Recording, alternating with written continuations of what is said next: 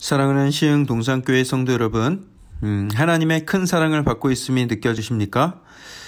하나님의 사랑은 언제나 맥시멈으로 임하기 때문에 우리의 그 어떤 노력으로도 그 사랑을 증가시킬 수 없습니다. 우리의 그 어떠한 부족함으로도 그 사랑을 감소시킬 수도 없습니다. 언제나 충만한 사랑이 우리를 덮고 있음을 기억하고 그 사랑 안에서 새로운 힘을 얻게 되길 축복합니다. 오늘 2021년 2월 27일 토요일 시동을 위한 메시지 지금 시작합니다. 오늘 우리에게 주시는 하나님의 말씀은 시편 49편의 말씀입니다.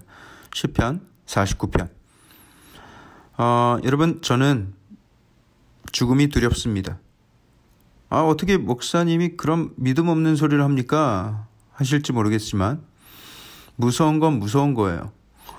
다만 오해하실까봐 말씀을 드리는데 죽음 이후에 구원에 대한 확신이 없어서가 아닙니다. 그냥 죽음이라는 그 찰나의 경험 자체가 어떤 느낌인지 몰라 두려운 거예요. 마치 독감 예방주사를 맞을 때 그 주사 바늘이 들어가기까지 긴장이 되잖아요. 저는 사실 주사 맞는 게 무섭고 싫을 때가 있습니다. 하물며 죽음이라는 것은 한 번도 경험하지 못한 것이고 어떤 느낌인지도 알지 못하는 상황에서 얼마나 더 무섭습니까? 여러분 안 무섭습니까? 전 무섭는데. 죽음, 그 찰나의 경험이 두려운 것은 많은 사람들이 공감할 것입니다. 제발 저만 이렇다고 얘기하지 말아주세요.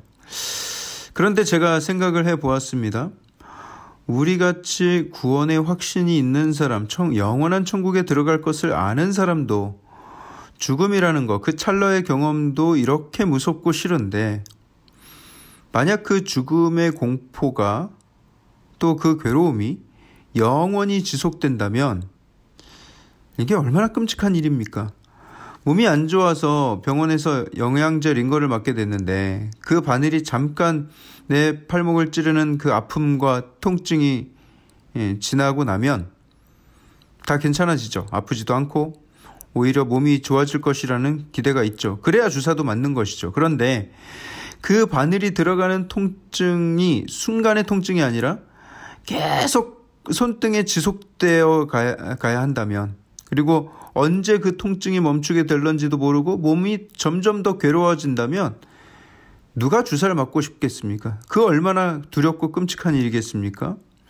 오늘 5절을 보시면 그 마지막 날, 환난의 날을 이렇게 말합니다. 죄악이 나를 따라다니며 나를 애워싸는 그 환난의 날을 내가 어찌 두려워하랴. 여기서 말하는 환난의 날은 온 세상 최후 심판 때를 말하는 것이 아니라 개인의 환난, 개인의 죽음이 이르렀을 때 그 때를 말하고 있는 것입니다. 그 죽음의 때를 내가 두려워할 이유가 있겠느냐라고 담대하게 고백을 하고 있는 것이죠. 그는 어떻게 이런 담대함을 가지고 있는가? 15절을 보세요. 이 앞전까지는 악인들은 영원히 수월에서 지옥의 심판을 받을 것이다 이렇게 기록을 하고 있었는데 15절에서 이 저자가 말하는 거예요. 그러나 하나님은 나를 영접하시리니 이러므로 내 영혼을 수월의 권세에서 건져내시리로다. 다른 사람은 몰라도 하나님은 나를 그 죽음의 골짜기에서 금방 건져내실 거라는 거예요. 수월의 권세에서 나를 구원하실 것이다 라는 확신이 있는 것이죠. 맞습니다. 우리가 죽음 그 자체에 대한 거부감은 있을 수 있어요. 그래서 아무리 구원의 확신이 있는 사람들도 병이 걸려도 끝까지 포기하지 않고 살고자 하는 것이고요. 생명 그 자체가 무한한 가치가 있고 생명 그 자체로 영원한 의미가 있기 때문에 죽음에 본능적으로 저항하려고 하는 것이죠. 하지만 결국 우리에게는 찰나의 죽음이라는 것이 좋든 싫든 받아들여야 할 때가 올 것입니다. 그때 하나님이 우리의 영혼을 건지셔서 반드시 영원한 하나님의 집으로 들이실 것이다 라는 그런 확신과 믿음이 내 안에 있는가? 그 믿음이 있다면 죽음에 대한 그 두려움도 마치 주사 맞는 것처럼 찰나에 불과한 두려움이죠. 두려움이라고 할 수도 없죠. 하지만 그런 믿음 없이, 구원에 대한 확신 없이 죽음 이후의 일에 대해서 아무것도 알지 못하고 아무것도 확신하지 못한다면 죽음은 찰나의 경험에 대한 공포라기보다는 사후세계에 대한 영원한 공포가 지속되는 것이죠. 그 공포는 정말 끔찍한 것입니다. 예수 그리스도를 믿는 우리가 환난의 날을 두려워하지 않고 죽음 앞에서 담대할 수 있는 이유는 그 죽음의 찰나에 스올로 떨어지는 우리를 하나님이 천사들을 시켜서 그 큰 날개로 덥석 우리를 잡아서 하늘나라로 직행하게 만들 것을 우리는 확신하고 있기 때문입니다. 6절 이하에는 하나님 없이 자기의 재물을 의지하고 부유함을 자랑하는 사람들이 겪을 일들에 대해서 묘사를 하고 있습니다.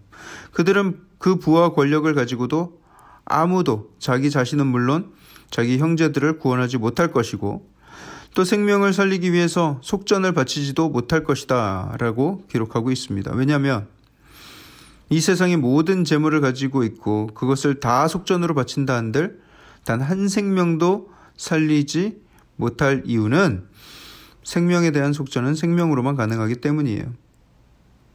돈이 있으면 죄의 문제도 다 해결될 줄 알았냐? 너는 그 생명을 속량하는 값이 너무 엄청나서 영원히 그 속전을 마련하지 못하게 될 거다. 돈 아무리 벌어봐야 너 죽음 앞에서는 그거는 아무 쓸데없는 것이다 라고 말씀하고 있는 것입니다.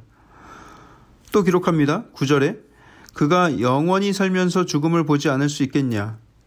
지혜 있는 자나 어리석고 무지한 자나 함께 망하고 그들의 재물은 남에게 남겨두고 떠나는 것을 보게 될 것이다.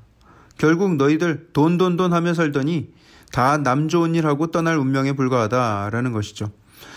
어떤 재테크 전문가가 그런 이야기를 하는 것을 들은 적이 있습니다. 은행도 망할 수도 있고 금이나 은은 전쟁 나거나 도둑이 들면 다 털릴 수도 있는데 땅을 사두면 그것은 영원히 남는다. 땅은 배신하지 않는다 하면서 땅 예찬론을 펴는 것을 보았어요.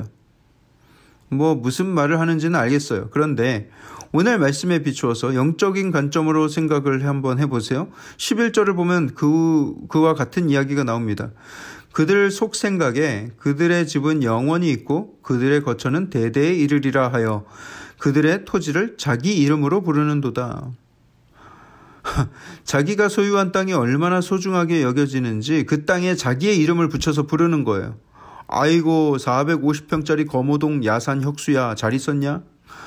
장상동 개발지구 1500평짜리 찬우야 하면서 자기 이름을 땅에 갖다 붙인다는 거예요. 오늘 시편에 그렇게 기록되어 있지는 않지만 뉘앙스로만 보면 이런 거예요. 놀고들 있네 라는 거예요. 그 땅에서 영원히 살 것 같지만 너의 인생은 생각보다 빨리 끝날 거다. 어떤 분들은 이런 메시지를 듣는 와중에도 목사님이 왜 장상동, 거모동을 얘기하셨지? 거기가 오르나? 내일 부동산지 가볼까? 이런 관심을 기울일까 봐 참 저는 걱정이 됩니다. 화 있을진저 여러분 정신 차리셔야 돼요. 16절에는 사람이 치부하여 그의 집에 영광이 더할 때 부귀를 쫓는 사람이 부하게 되어서 그 집에 부가 쌓이고 정원의 담이 높아지고 차가 바뀌고 많은 부를 누릴 때에 너는 그것을 보면서 두려워하거나 부러워하지 말아라 라는 거예요.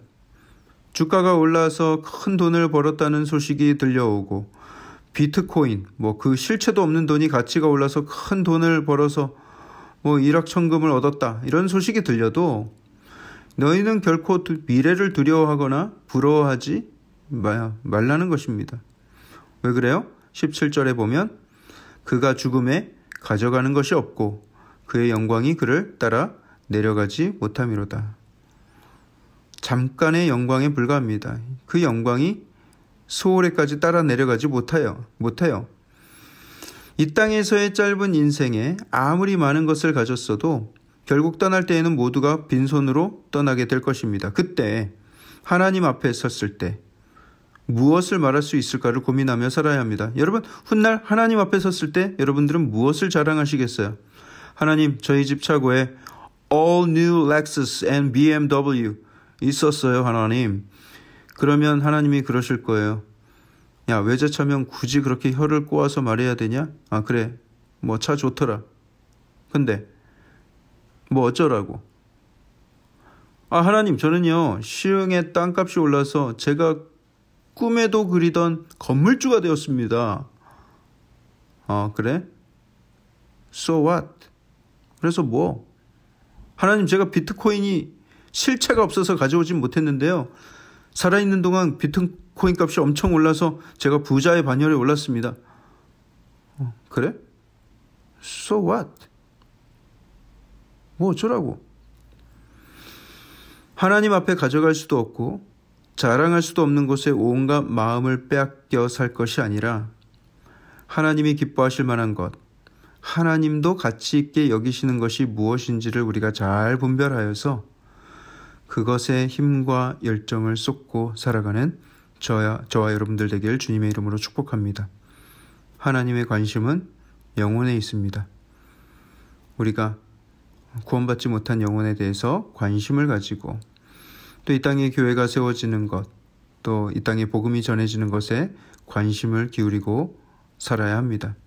그 일에 열정을 가질 때 하나님께서 그 인생을 칭찬하시고 이 세상의 모든 것을 다 더하여 주실 줄 믿습니다. 사랑의 하나님, 은혜를 감사합니다. 우리가 이 땅 살면서 영원한 하늘나라를 소망하고 살 수 있으며 얼마나 귀하고 감사한 일인지요. 하나님, 우리 삶에 영원한 가치 없는 것, 결국 썩어 없어질 것에 우리의 관심을 두지 아니하고 영원한 것을 소망하며 살게 하여 주시옵소서.